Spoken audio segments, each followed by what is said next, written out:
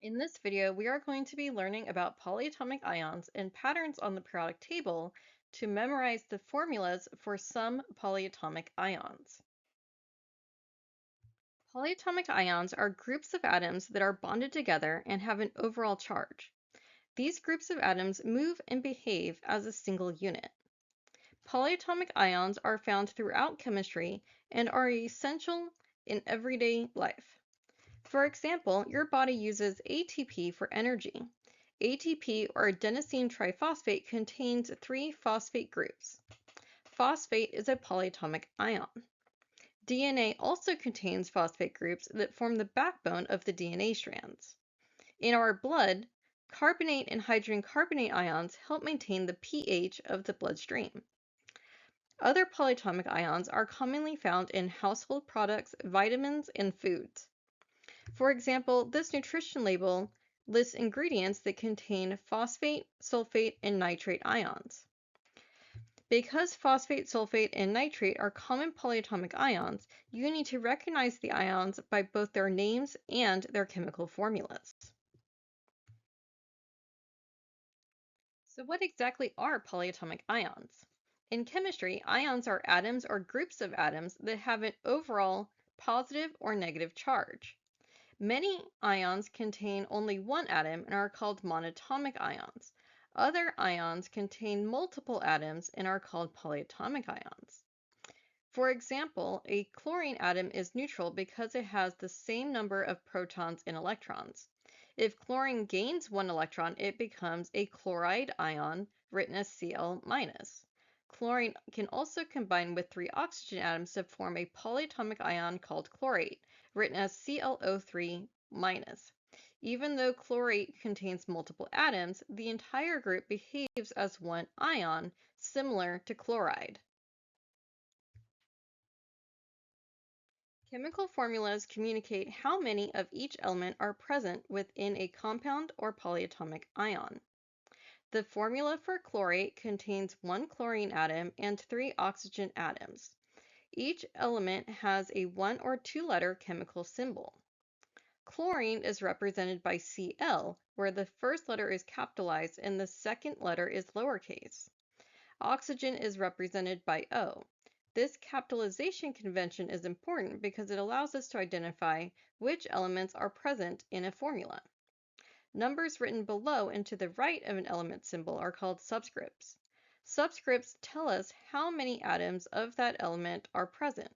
In ClO3-, the subscript 3 tells us that there are three oxygen atoms.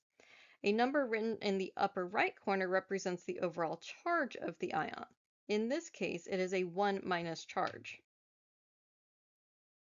The periodic table organizes all known elements in a pattern and is a useful tool for many areas of chemistry. To help us memorize the common polyatomic ions, we are going to focus on the 6 columns on the right side of the periodic table.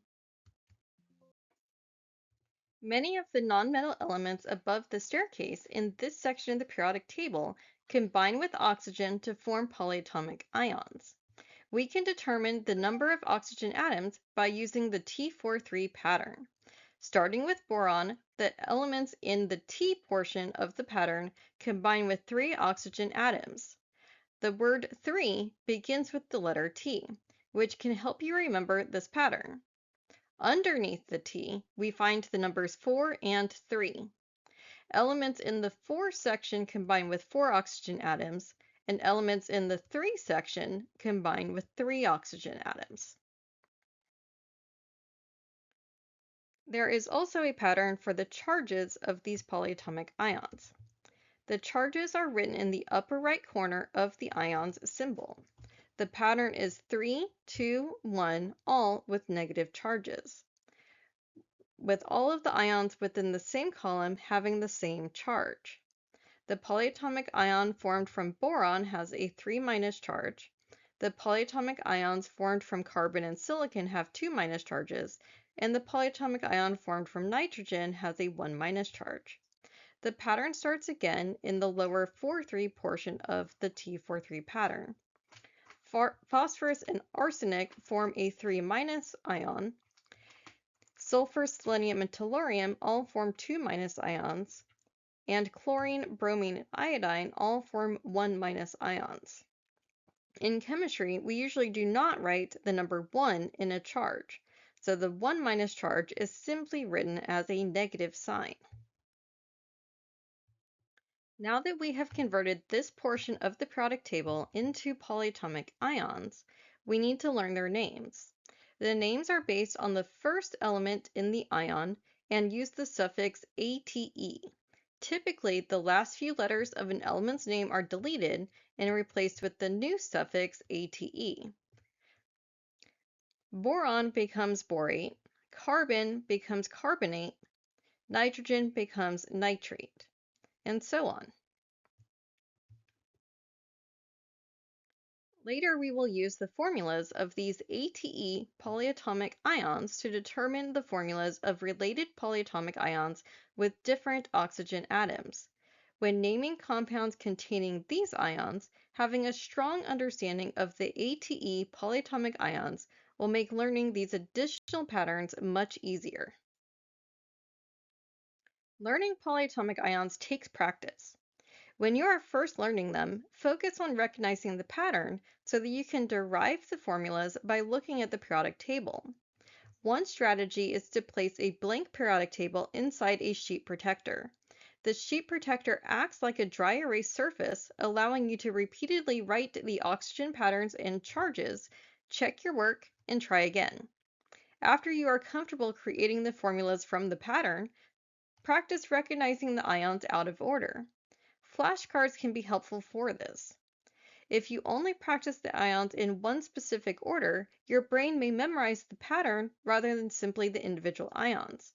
For example, if someone asks you to list the months of the year, you probably start with January and move in chronological order. However, listing the months in alphabetical order requires much more thought. The same ideas applies for the polyatomic ions. Your goal is to recognize the ions without relying on the order of the pattern. For example, if I ask you for the chemical formula for nitrate, you should immediately be able to identify it as NO3 with a 1- charge.